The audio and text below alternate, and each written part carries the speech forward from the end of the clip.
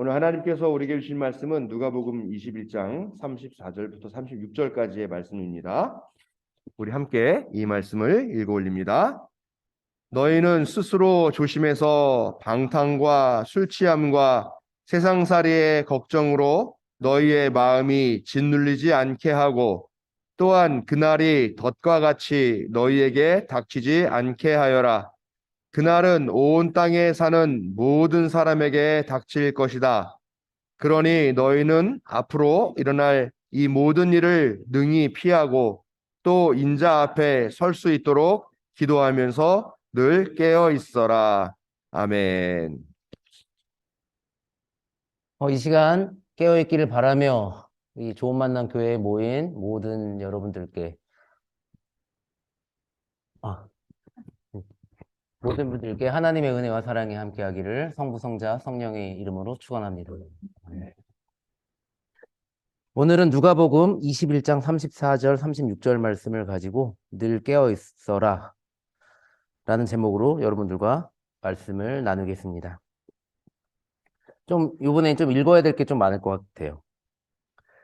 며칠 전 이곳 시내 고등학교 학생 교련 시험식이 있었다. 비를 맞으면서 그들이 받아온 훈련을 관계 기관장들 앞에서 해 보이는 것인데 다음날 여고생 하나가 숨을 거두었단다. 뒤늦게 알았는데 그 여고생은 선천성 심장 판막증이라는 지병을 앓고 있었단다. 나는 하나님 앞에서 과연 용서받을 수 있는 인간인지 두렵다. 난 정말 어찌했으면 좋을까? 하느님은 힘센 쪽은 하나님이시고 이기는 쪽의 하나님이시니 힘없고 볼품없는 이들은 너무도 가엾지 않습니까? 이 세상 모든 악한 이들은 폭력에 의해 죽어가면서 약한 이들은 폭력에 의해 죽어가면서 하나님께 슬프게 부르짖고 있습니다. 하느님은 왜 힘없는 사람, 죄 없는 사람, 착한 사람을 이렇게 죽도록 내버려 두느냐고 울부짖고 있습니다. 권정생 선생님이 쓴 글들입니다. 그래서 마지막은 기도였는데요. 권정생, 여러분들 잘 아실 것입니다. 저는 강아지똥 몽실 언니를 비롯하여서 제가 나중에 자랑 삼아 권정생이 갖고 있는 사진을 찍어서 한번 보내드리겠습니다. 동화 별로 그렇게 좋아하진 않지만 권정생님 동화를 모으는 편입니다. 1937년도에 태어나신 분이고요. 도쿄에서 태어났습니다. 빈민가에서 태어났고요. 식민지 노동자의 아들로 태어났고, 아시다시피 거기서 되게 가난한 노동자로 어려운 생활을 어린 시절을 보냈습니다. 1946년도에 해방을 맞았고요. 어머니의 고향이 청송인데요. 청송으로 내려와서 어머니랑 살게 되었고, 이제 그리고 좀 있으면 이제 46년이니까 한국전쟁을 맞이하게 되죠.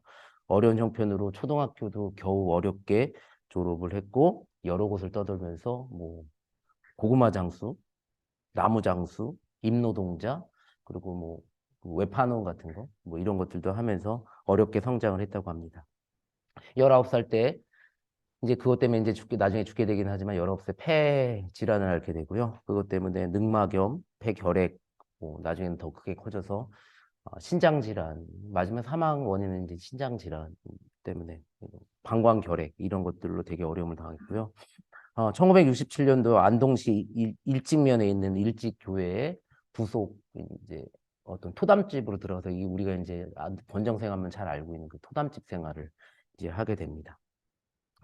69년에 그 강아지똥이라고 되게 유명한 이제 소설이죠. 이게 지금은 없어진 것 같은데 제가 예전에 월간 기독교 교육에도 한번 거기 글을 한번 냈었던 것 같은데 저도 근데 지금 없어진 것 같은데 하여튼 월간 기독교 교육이라는데 1호의 아동문학상을 이제 받으셨던 분이고요. 75년도에 몽실언니를 출간했습니다. 여러분들 아마 여기 계신 분들은 안주영 집사님 밑으로는 모를 수 있을 것 같긴 해요. 근데 몽실언니가 드라마로 한번 나왔었잖아요.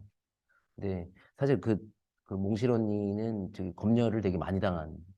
그래서 사실은 이 몽실 언니를 쓰는 도중에 인민군에 대한 표현이 되게 많이 나오거든요. 근데 그 인민군에 대한 표현이 그 당시에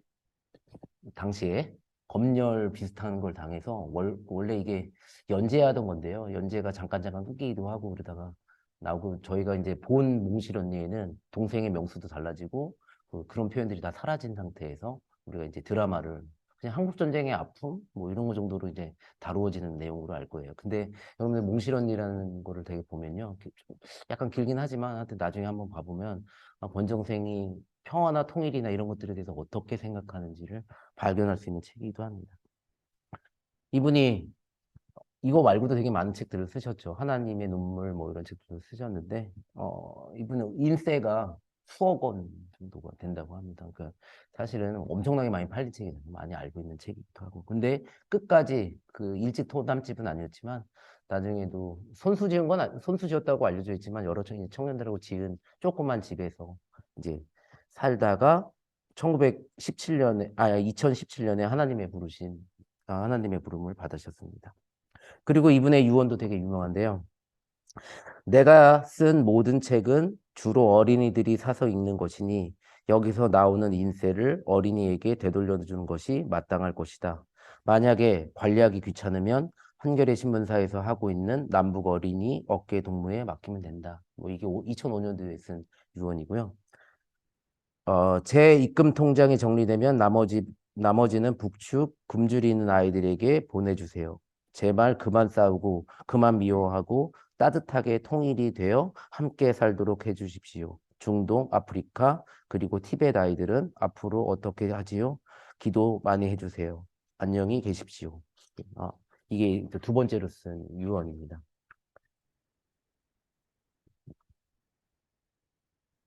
그리고 강아지똥의 일부에 대해서, 이걸 사실은 제가 PPT를 준비를 했었어요. 이게 우리 저희 그 초등학교 선생님도 계시니까 이게 잘 될 수 있는 내용이었는데 제가 PPT 준비한다는 거 어제까지 기억나는데 깜빡했습니다. 그냥 제가 읽을게요. 강아지똥의 내용인데요. 민들레, 주인공 중에 하나예요. 민들레가 내가 걸음이 되어 주어야 한단다. 그랬더니 강아지똥이 내가 걸음이 되다니 민들레. 너의 몸뚱이를 고스란히 녹여 내 몸속으로 들어와야 해. 그래서 예쁜 꽃을 피게 하는 것은 바로 내가 하는 거야. 강아지똥. 과연 나는 별이 될 수 있구나. 내가 걸음이 되어 별처럼 고운 꽃이 피어난다면 온물 녹여 내 살이 될게. 권정생 강아지똥의 일부였습니다. 이 권정생 선생님 하면 제가 예전에 교과서를 쓸 때 한번 그 권정생 선생님 썼었거든요. 그 내용에.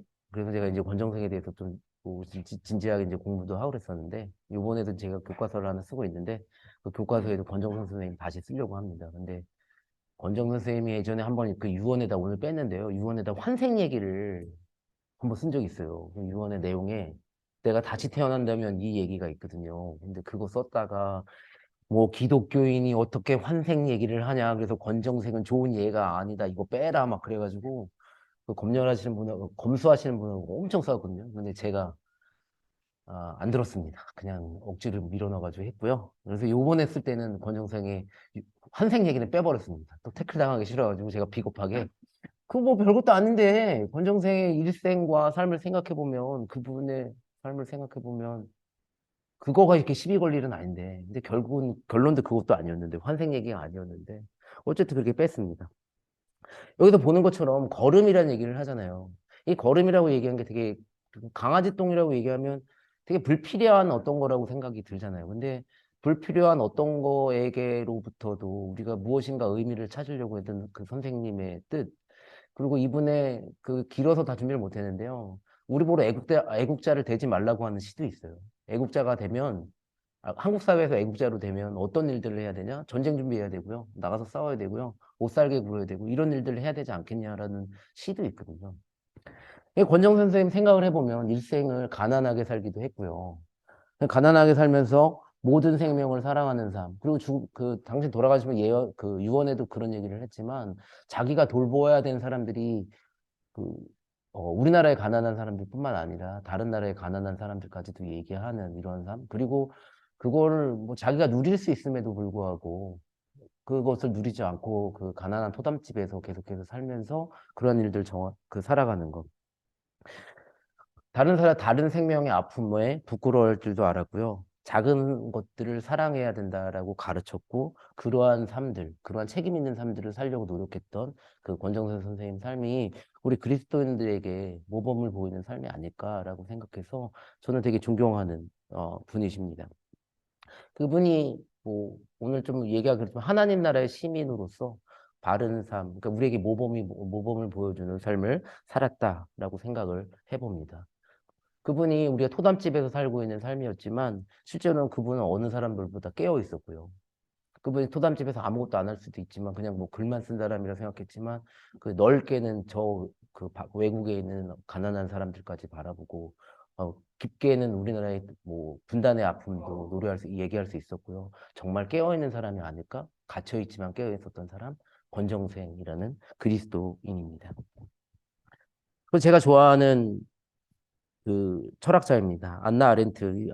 한계는 되게 분명한 사람이에요. 나중에 기회가 되면 이 철학의 한계를 좀 말씀드릴 수도 있을 것 같은데 1906년에 태어나서 75년도에 돌아가신 그 여성 독일 철학자입니다. 유대인이고요.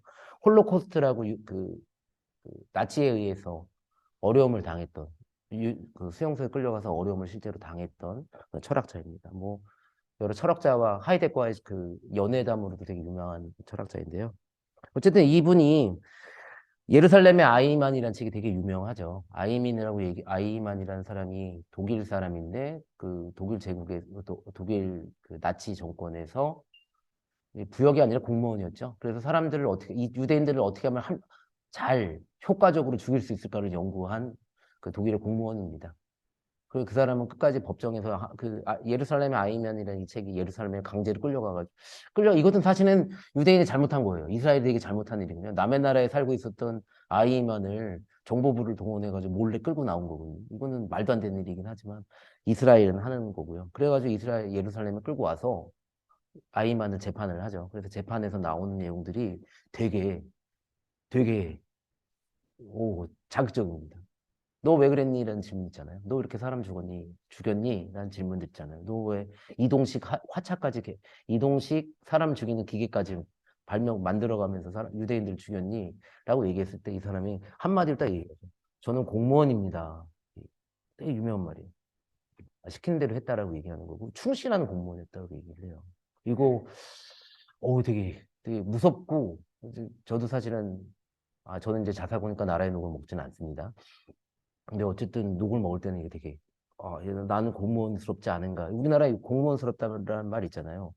이런 말들 되게 좋은 말은 아닌데 그런 거 있잖아요. 시키는 대로 한다.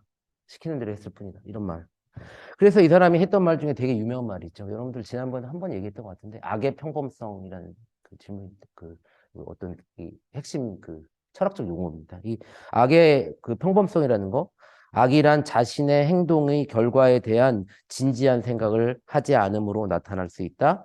평범한 사람들도 생각하지 않음으로 악한 상황을 만들 수 있다라는 게 생각하지 않음으로 악을 만들어질 수 있다. 악의 평범성이라고 얘기하는 개념입니다. 누구나 될 수 있다는 거죠. 이거 많이 비판을 당한 내용입니다. 어쨌든 그리고 나서 제가 요번에 그 아렌트의 책을 한 권을 더 봤는데요. 그 공화국의 위기라는 책이 얼마 전에 몇 년 전에 번역이 됐습니다. 그 시민 불복종이라는 논문이 나옵니다.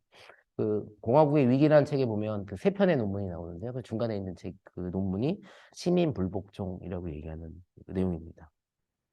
이 내용에 보면요. 베트남 전쟁 이야기가 좀 예로 나오거든요. 그 베트남 전쟁이 이제 되게 미국에게는 되게 그 미국의 역사상 되게 큰 어떤 아픔이 되는 전쟁이잖아요. 왜냐하면 진 전쟁이니까. 그 이후에는 진 것 같은 전쟁이 꽤 있지만 베트남 전쟁이라고 얘기하는 게 미국이 얘기하기에는 엄청난 자기의 어떤 뭐 국가의 위기 정도가 될 정도로 국가가 완전 완패하고 나온 거니까. 근데 이 전쟁의 원인이라고 얘기하는 게 나중에 밝혀진 거죠. 그 베트남 전쟁이 왜 일어났는가라고 얘기했을 때 우리가 일반적으로 알고 있는 거는 우리나라도 거기 가서 싸우기도 했고요. 저희 옆집 과일 가게 아저씨도 거기 가서 싸우셨는데 저희 아버지 세대는 베트남 전쟁 갔다 오신 분들이 많죠.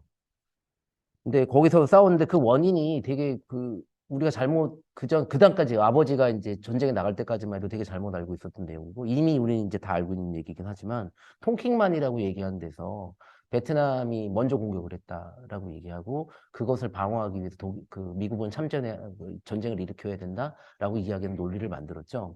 통킹만 사건이라고 되게 유명한 사건입니다. 근데 결국은 거짓말이었죠. 근데 사실 이렇게 생각해보고 나면 미국이 전쟁을 일으킬 때는 사실 그런 거짓말이 되게 한두 번이 아니거든요. 먼저 공격해야 할 만한 이유를 되게 많이 만들어내죠. 빅은 가까운 거는 이라크에 화학무기가 있다고 얘기했던 것도 거짓말이었고요. 근데 사실은 전쟁에 나가는 사람들은 그런 어떤 이유가 필요하잖아요. 통킹만 사건이라고 얘기하는 게 71년 6월에 뉴욕타임즈에서 밝혀내죠. 그건 통킹만에서 미국이 먼저 공격한 것이다. 그런 일들은 없었다라고 얘기하는 베트남에 개입하는 일들을 정당화하기 위해서 조작된 것이다라고 얘기한 뉴욕타임즈 71년 기사에 나오게 됩니다. 미국 정부의 조작이었던 거죠. 그래서 그 안나 아렌트가 베트남 전쟁을 이야기하면서 이 사람이 이렇게 얘기해요. 베트남 전쟁 자체가 그리고 베트남 전쟁에서 패배했다라고 얘기하는 게 중요한 것이 아니라고 얘기합니다. 중요한 것은 근본적으로 그 공화국이라고 얘기하는 이 측면에서 얘기하면요. 공화국의 위기라는 측면에서 얘기하면 근본적으로 미국 정부의 조작들, 음모들, 그래서 그 과정 속에서 시민들이 반성하지 못했다라고 얘기하는 게 아렌트의 문제 제기입니다.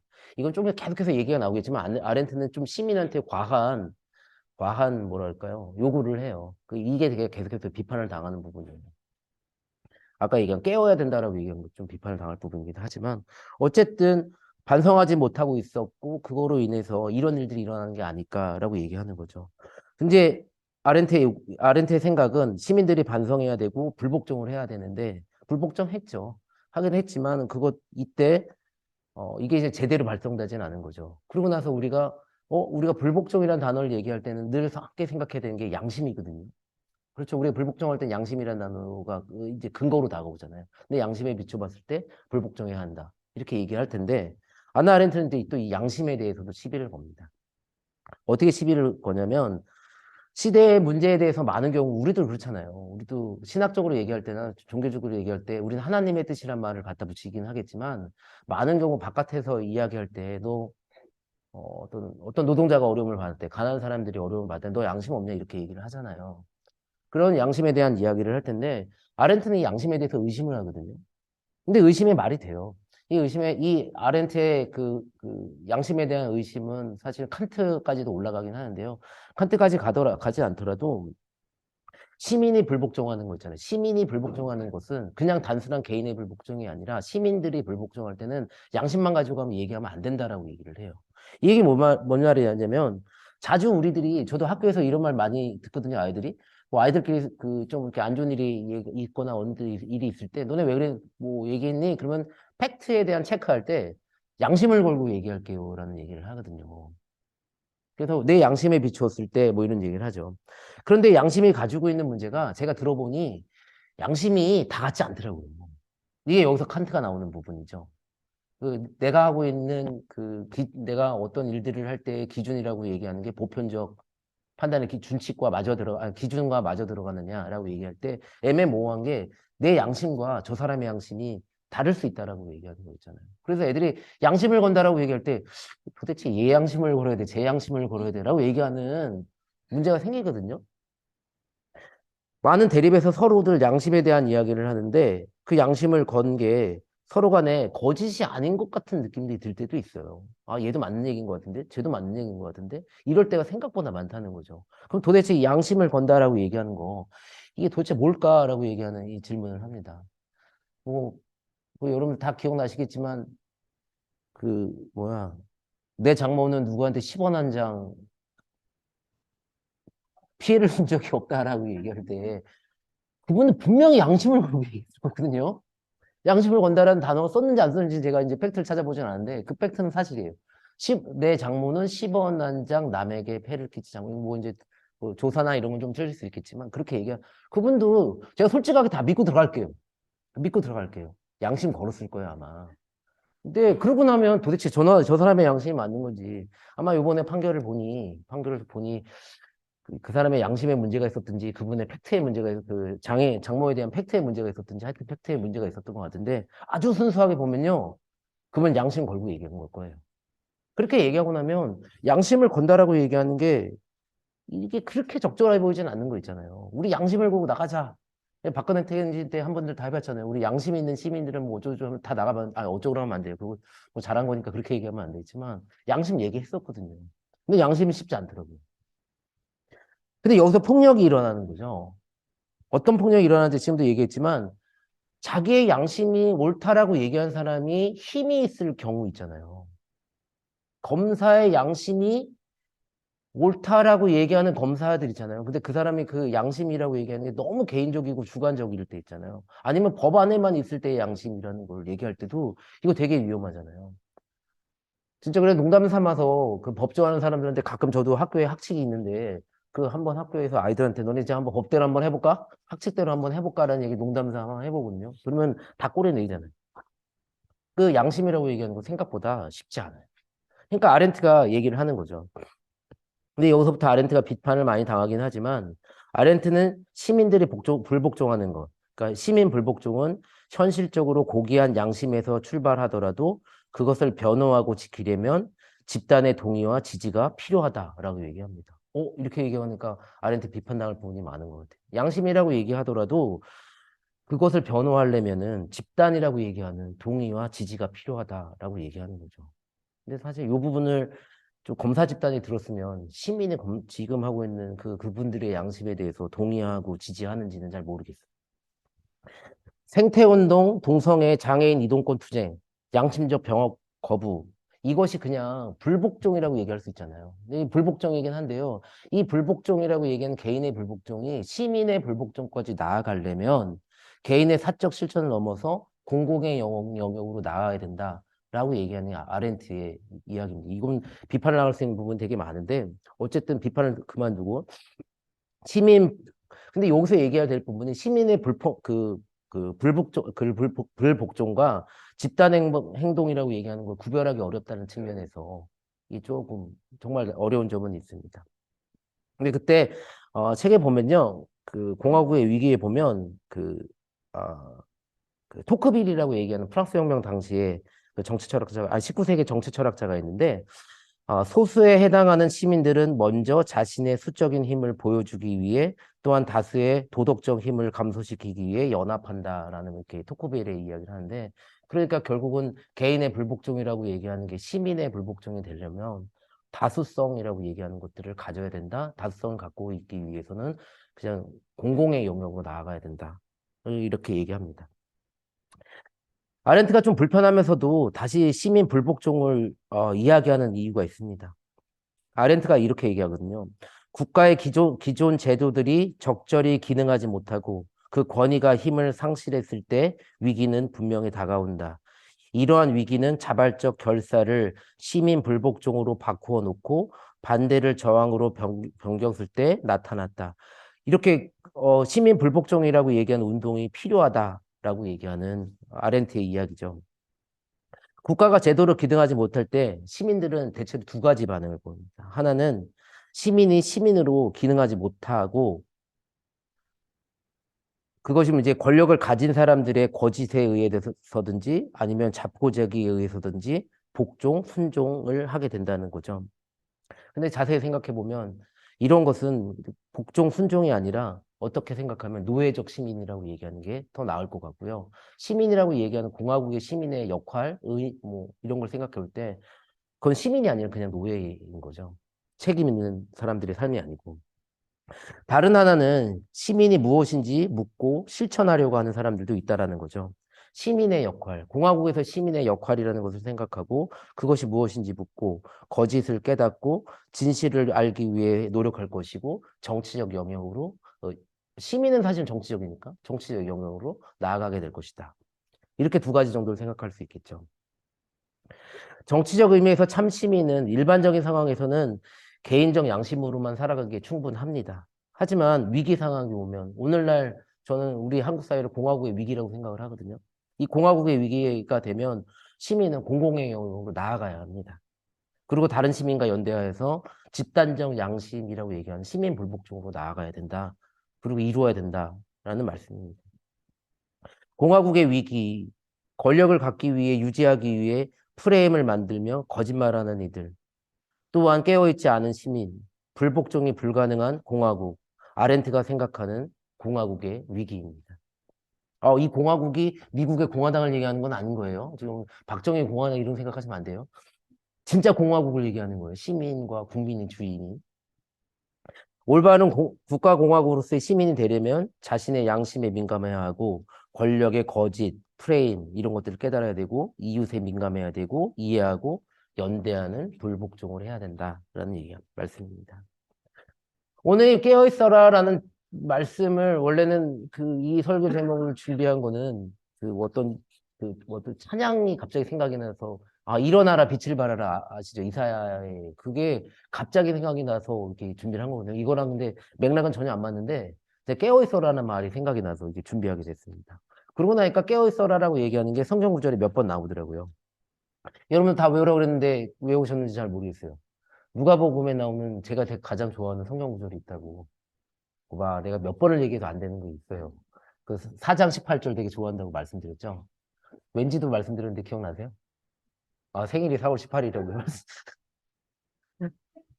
주님의 영이 내게 내리셨다.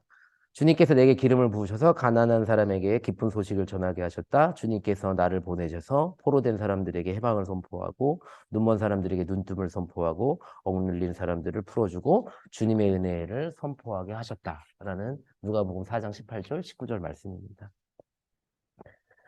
이 이야기는 예수가 이제 자기가 태어난 곳이라고 얘기하죠. 나자렛으로 가서 회당에서 말씀을 전합니다. 이 사이에 읽은 본문이 아까 이야기한 게 이사야서에 나오는 본문입니다. 주님의 은혜를 선포하는 것인데요. 그것이 지금 이루어졌다라고 얘기하는 거고요. 그 집중하는 구절은 눈먼 사람들에게 눈뜸을 선포한다라는 내용입니다.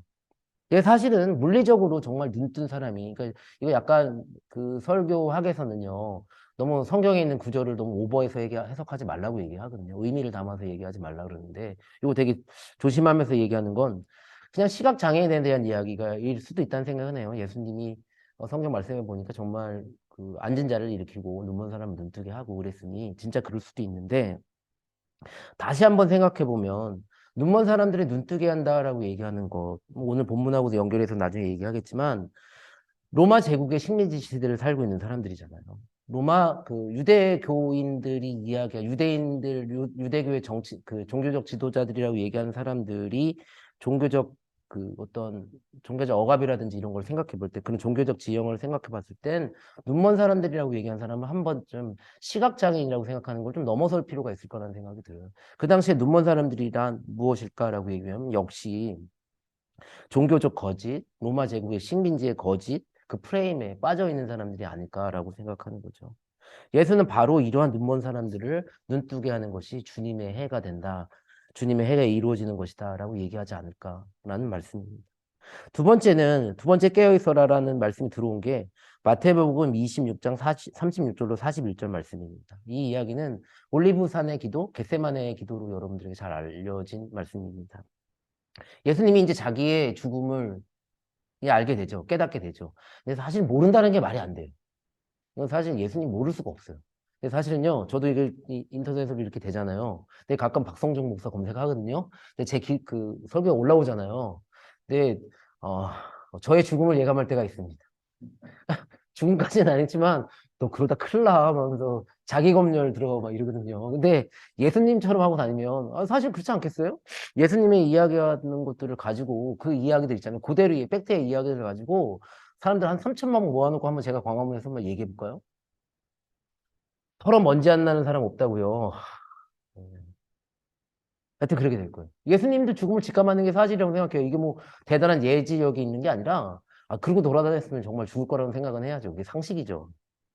너무 세게 얘기했나? 그래서 예수님이 걱정을 하는 거예요. 진짜 지금 걱정을 하시는 거예요. 베드로와 세베대의 두 아들이 세 명 제자들과 그리고 제자들과 같이 죽음을 생각하며 괴로워하면서 함께 깨어있기를 요구를 합니다. 깨어있으라고 얘기를 하죠. 괴로움을 느끼면서. 그리고 나서 그것도 안 됐는지 조금 더 나아가서 기도를 하는 거죠. 나의 죽음을 피하게 해달라고. 근데 여기서 끝나지 않죠. 여기서 끝나지 않습니다. 그리고 나의 죽음을 피하게 해달라고 기도하고 나서요.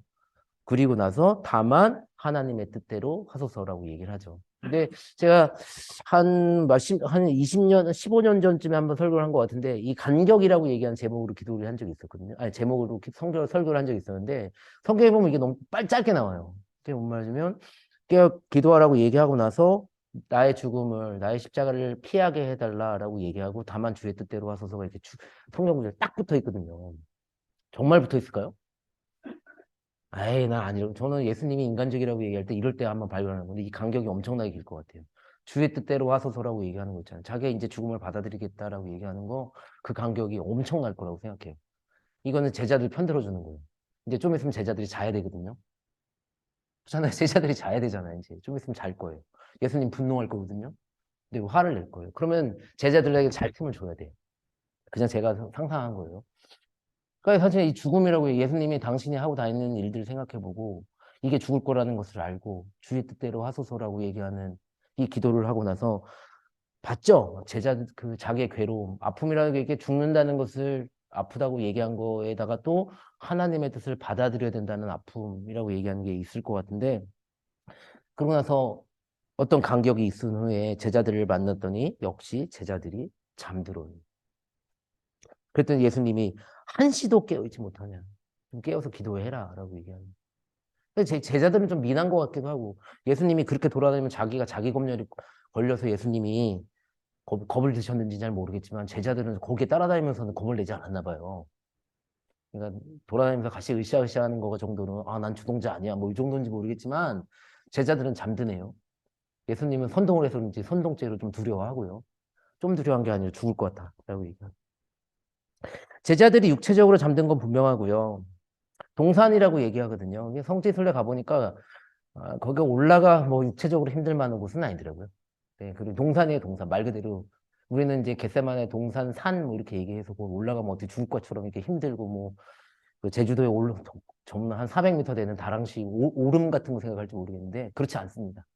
육체적으로 힘든 거는 잘 모르겠어요. 뭐 그 전에 따라다니면서 힘들었는지 모르겠지만 어쨌든 깨어있지 않다는 거죠. 아까 제가 간격까지 그래 너네 잠들 시간까지 내가 간격으로 주더라도 이 사람들이 잠들었고요. 왜 잠들었는가 생각해 보니까 잘 모르겠는데 하여튼 인식이 부족했던 것 같아요. 이게 어떤 일인지 어떤 일이 일어날지 자기가 따라다니면 무슨 일이 일어날지에 대해서 별로 심각하지 않았던 거고 잠들었고 요청을 했고 그렇지만 결국은 잠들었고 그렇게 깨어 있어라라고 얘기하는데 이게 쉽지 않은 것 같아요. 예수님 따라다녀도 우리가 뭐 예수님 옆에 있어가지고 예수님이 다 깨달음을 주면 우리가 다 할 것 같다고 얘기하잖아요. 우리 가끔 그런 얘기 하지 않으세요? 예수님이 지금 이 땅에 와서 내 옆에 계시면 예수님 따라다니면서 자기 잘 될 거라고 생각하잖아요.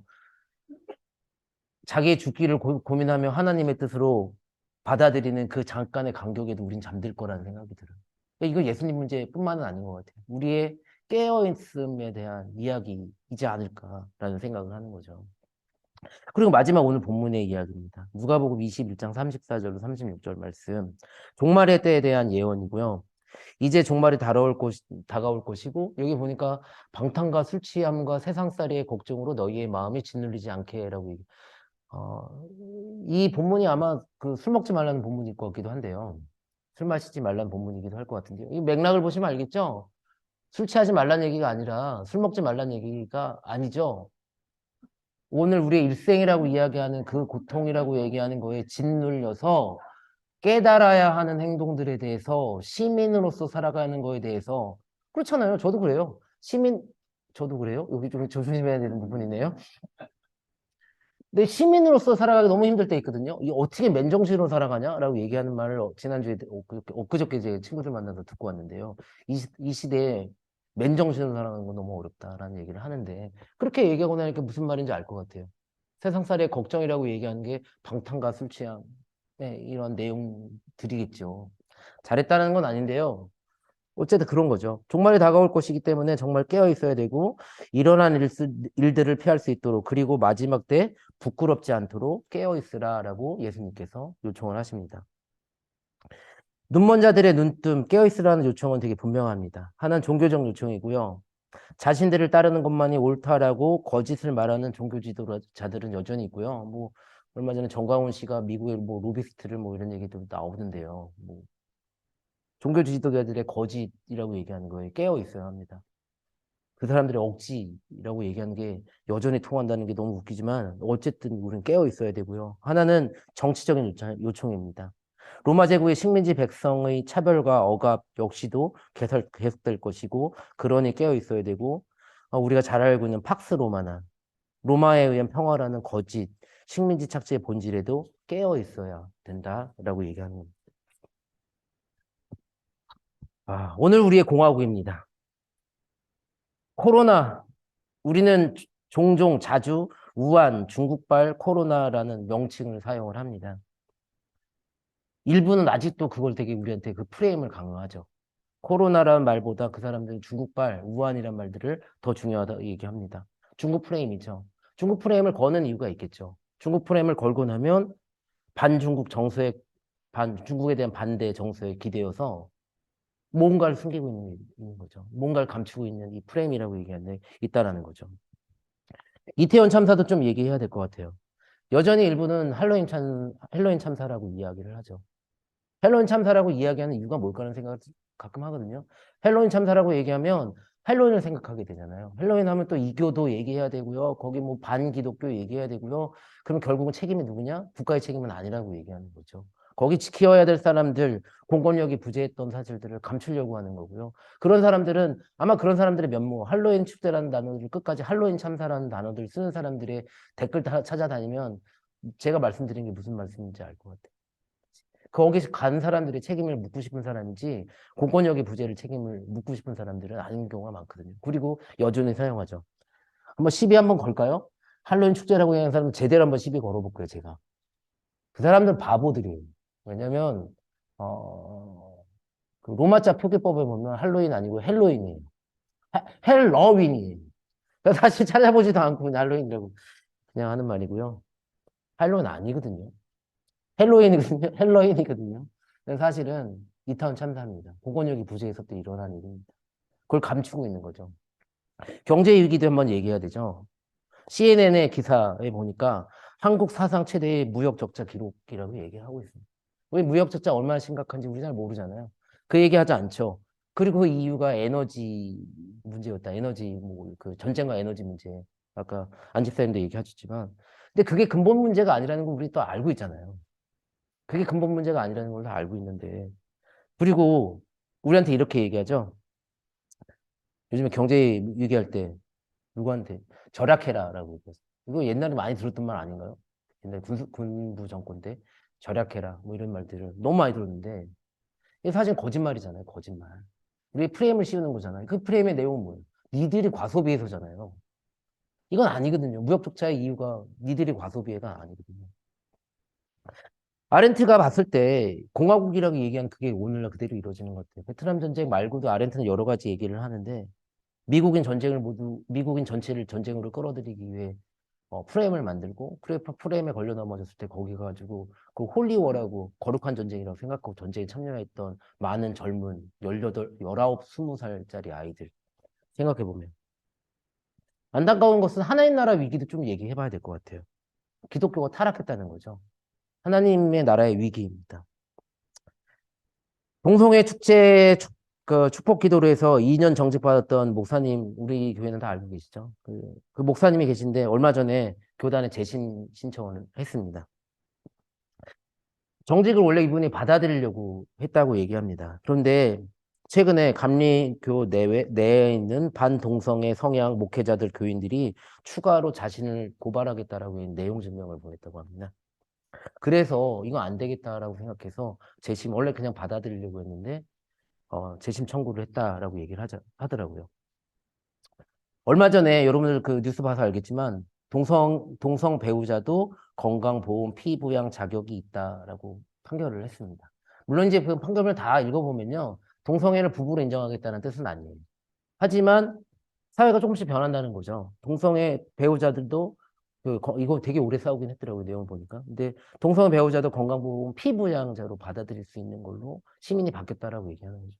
이제 우리가 동성애 문제가 개인의 불복종의 영역이 아니거든요. 그냥 개인이 이거 기분 나빠라고 얘기하는 그 불복종의 내용이 아니라 이미 시민의 불복종으로 받아들이기 시작했고요. 그래서 법원이 한 걸음 나아가서 이걸 시민의 불복종으로 받아들인 거잖아요. 받아들여서 한 걸음 나간 거잖아요. 그런데 여전히 기독교라고 얘기하는 종교가 하고 있는 일들을 보면 한국 기독교라고 얘기할게요. 그게 맞는 것 같아요. 한국 기독교가 하고 있는 거는 여전히 이걸 시민의 불복종으로 받아들이지 않고 개인의 일탈 정도로 생각하고 죄악으로 생각하죠. 이거는 기독교의 타락이라고 얘기하는 게 나을 것 같아요. 왜냐하면 우리가 기독교 성교 초기에 우리도 그 불복종이었거든요. 신주를 없앨 때 이건 불복종이었잖아요. 그게 잘했다고 생각하진 않아요. 전 지금도 잘했다고 생각하진 않지만 어쨌든 그 당시에 자기 시민의 그 불복종과 그리고 하나님 나라의 선포, 선교라는 걸 측면으로 생각했을 때 강요되었던 그 유교적인 어떤 종교 것들 이런 것들을 보여주는 어떤 퍼포먼스라는 것들로는 좀 찬성하는 편이고요. 근데 제가 유교적인 생각으로는 반대하는 편이에요. 신주를 없애는 걸 반대하는 편인데 어쨌든 저희도 불복종으로 시작해서 불복종이 되어서 기독교가 지금 선교를 해서 이만큼 지금 자라온 거잖아요. 그런데 오늘날 작은 사람들이라고 얘기하는 뭐 동성애가 됐든 양심적 병역 거부가 됐든 이렇게 얘기하면 또 애국 얘기하면서 그 태극기 들고 왔다 갔다 하시는 분들이라든지 아니면 하나님의 뜻이 어떻다라고 얘기하는 성경 구절 가지고 몇 개의 성경 구절 가지고 이렇게 그 이제 시민의 불복종으로 자라온 이 내용들까지 우리가 억압을 하는데 주축이 되는 사람들이 그렇게 소수자였던 기독교가 앞장선다라고 얘기하는 거는 이미 기독교가 기독권화되었다라고 얘기하는 거고 권력을 소유했다라는 것을 드러내고 있다라는 거죠. 그렇게 얘기하고 나면 우리 기독교가 권력자가 되고 소수의 의견을 듣지 못하고 그 불복종을 시민의 불복종으로 이끌어내는 것을 기독교가 하지 못한다면 그게 바로 기독교의 위기라고 생각을 합니다. 요즘에 권정생의 깨달음이 그립거든요. 정말 조용하게 자기의 삶의 터전에서 이 세계와 작은 생명체들을 바라보면서 내가 할 수 있는 것이 무엇일까? 거기서 시민의 불복종을 했던 권정생이라는 분이 너무 그립고요. 안나 아렌트의 지적처럼 공화국의 위기를 바라봐야 되는데 공화국의 위기를 바라보지 못하는 그 공화당 아니라고 분명히 말씀드렸어요. 공화국의 위기를 시민이 주인이 되어 있는 헌법 1조도 얘기하지 않아도 되죠. 우리나라는 우리 거거든요. 우리 거. 대한민국 우리 거거든요. 시민들의 것이거든요. 권력이 우리한테 나오니까. 그 공화국의 위기를 우리가 바라봐야 되고요. 가진 자들의 거짓, 프레임 이런 데서 깨어나야 되고. 그런데 이제 그러기 위해서 무엇보다 우리의 자신을 돌아보아야겠죠. 개인 삶의 적은 어쩌면 우리 자신인지도 잘 모르겠어요. 첫 번째, 자기 자신이 똑똑하다는 사람들이 있잖아요. 자기 자신이 똑똑하다는 사람들은 주변을 돌아보지 않아요. 자기만 똑똑하기 때문에 그것이 맞다라고 무슨 편향, 거의 편향에 가깝게. 근데 요즘에는 사실은 뭐 2번 찍었다는 사람 내 주변에 다 사라졌으니까 뭐 그렇게 얘기할 건 아닌 것 같고요. 예, 한동안 편향이 되게 심했었는데. 이제 주변을 돌아봐야 되는데 자기만 알고 다른 사람들은 모르고 그렇기 때문에 이런 사람들은 깨달을 수 없거든요. 예수님 당시에도 로마 제국의 지도자들과 종교 지도자들은 예수님이 깨어라라고 얘기할 때 절대 깨지 않았어요. 왜냐하면 자기들은 글도 읽을 수 있었거든요. 가장 똑똑하거든요. 이 사람들은 깨닫지 않죠. 그리고 오늘 더 두려운 거는 뭐냐면 현실을 따르는 삶이 옳다라고 생각하는 사람들 만날 때 되게 두렵습니다. 이게 학교에서 아이들 만날 때 아이들 되게 똑똑해요. 정말 똑똑한 아이들은요. 근데 그 아이들과 대화할 때 가장 어려운 점이 뭐냐면 에이 목사님이 잘 몰라서 그러는데요 라고 얘기를 해요. 걔네들이 현실을 더 많이 알거든요. 목사님처럼 살면 안 된다라고 얘기를 해요. 오히려. 그건 너가 너무 현실적이지 못하다라고 얘기하는 거죠. 뭔 소리인지 잘 모르겠어. 사실. 제가 현실성이 떨어진다는 건 인정하겠어요. 그건 인정하겠어요, 솔직히. 저 경제관념 이런 거, 저희 오늘도 집사람이랑 여기 오면서 얘기했는데, 저 꽝이에요, 꽝. 뭘 어떻게 해야 되는지 정말 꽝입니다. 주식은 한 번도 안 해봤고요. 복권도 한 번도 안 사봤고, 오로지 은행권만 믿고 있는 순진한 사람. 목사님 잘 몰라서 그래요라고 그럴 때, 맞아요, 저 모르겠어요. 근데 정화도 정의롭지 못한 거에 대해서 좀 한번 생각해 보려고 해요. 깨어서 제가 복종하진 않는가. 내가 똑똑하다고 얘기해서 하나님 말씀 안 듣는 건 아닌가. 하나님이 깨어 있으라고 해서 내가 얼마나 똑똑한데 이러면서 제 친구들은 제가 바보라고 생각하는 친구들도 있거든요. 제가 자주 하는 말이 그래? 그래 이런 말 되게 자니까. 근데 사실 그래요. 경제 얘기할 땐 다 그래 그래밖에 못해요. 하지만 아 그래 그래 하면 받아들일 수는 있잖아요. 아, 깨어 있어라라고 얘기할 때 하나님 말씀 들을 때 아 그래 내가 모르는 거 있을 수 있어. 누군가 현실적인 얘기가 옳다라고 얘기할 때 그래 이게 현실적인지 잘 모르겠어. 그런데 장담하는데 자본주의 사회에서 너 정도에서 현실적으로 이게 옳다고 얘기하면 너한테 이득은 절대 안 갈걸? 그 현실 체제를 유지하기를 원하는 사람들한테 이득이 갈걸요? 이- 잘 생각해보면 그게 똑똑한 건지 현실적인 건지 잘 모르겠어요. 이게 마지막 제가 지난번에 그 한권사님하고 저 박은수 목사님 만나가지고 그 재밌는 시간을 보내고 왔는데 재밌는 시간 보내면서 박은수 목사님 저한테 압박을 줬습니다. 이번 주가 조로 입학 주일이다라고 얘기를 했어요. 와 대박. 설교 준비는 이미 한 80%가 진행이 됐는데 이걸 어디다 집어넣어야 되지? 이 생각을 했어요. 들어가더라고요. 제 아이들을 가르칠 때 제가 가장 자주 하는 말이 뭘까라고 할 때 제발 속지 말아라 라는 말 되게 많이 하거든요. 깨어있어라는 말 되게 많이 하거든요. 그러고 나니까 맞는 것 같아요. 제가 해야 되는 말 있잖아요. 제가 되게 존경하는 선생님이 있는데 그 초등학교 6학년 때 담임 선생님이거든요. 지금도 만나거든요. 근데 그 6학년 때 담임 선생님이 저한테 가르쳐 준 게 그건 것 같아요. 깨어있어라라고 얘기하지 않았어요. 그 당시에 그분 교회 안 다니셨거든요. 그냥 그래가지고 그때 그 교회의 용어를 사용하지 않지만 세상 돌아가는 얘기를 되게 많이 하셨었고요. 그래서 저한테 깨달음을 줬던 것 같아요. 깨달으라고 얘기했고 근데 오늘 우리가 아이들을 만나면서 해야 될 일이 뭘까? 제가 학교에서 다시 한번 이 설교 준비하면서 반성했습니다. 역시 아이들 깨어있는 사람으로 깨어있도록 만들어주는 것, 이게 우리한테 필요하다라는 생각을 하게 되었습니다. 마지막 설교를 이제 있습니다. 마지막 정리를 하려는데 이게 뒷편으로 사라져가지고 오늘 늘 깨어있으라는 음식, 그 하나님의 말씀, 예수님의 말씀에 그 깨어있는 우리들 되기를 바랍니다. 오늘 우리는 공화국의 시민이고요. 하나님 나라의 시민입니다. 하나님 나라의 시민, 공화국의 시민은 그 위기 앞에, 기독교의 위기, 공화국의 위기 앞에 우리는 깨어 있어야 합니다. 우리의 주변을 돌아봐야 되고요. 작은 것을 사랑해야 되고요. 이웃을 사랑해야 되고요. 그리고 우리의 양심에 다시 한번 생각해야 되고 거짓과 프레임 이런 것들에 불복종할 수 있어야 합니다. 그리고 그 불복종에 의미가 있으려면 이 불복종을 생각하는 우리 모두 다 연대해야 합니다. 그래 연대하여서 그게 시민의 불복종으로 나아가야 합니다. 오늘 시민의 불복종을 생각하면서 그리고 예수님의 깨달으라라고 얘기하는 깨어 있어라라고 얘기하는 그 말씀을 생각하면서 우리의 결단 속에 우리 깨어 있기를 결단하는 우리 속에 하나님의 성령 하나님의 동행하심이 우리 모두와 함께하기를 주님의 이름으로 축원합니다. 기도하시겠습니다. 하나님 아버지 감사합니다. 오늘 주님의 말씀을 듣습니다. 항상 기도하고 깨어 있어라. 오늘 우리의 세상은 우리에게 거짓을 강요하고 현실을 이야기하며 깨어있지 못하게 합니다. 그리고 자신의 생각들과 가치관과 프레임을 강요합니다. 그게 누구의 이득이 되는지 잘 모르겠습니다. 그들은 하나님의 뜻을 가리는데 부끄러움이 없고 예수님을 죽이는데 앞장섭니다.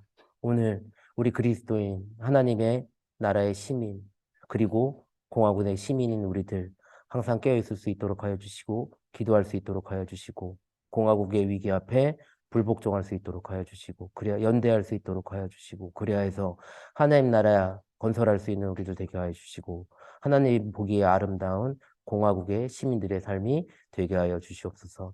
주님께서 함께하여 주시고 힘주실 줄 믿으며 감사드리며 예수 그리스도의 이름으로 기도했습니다. 아멘.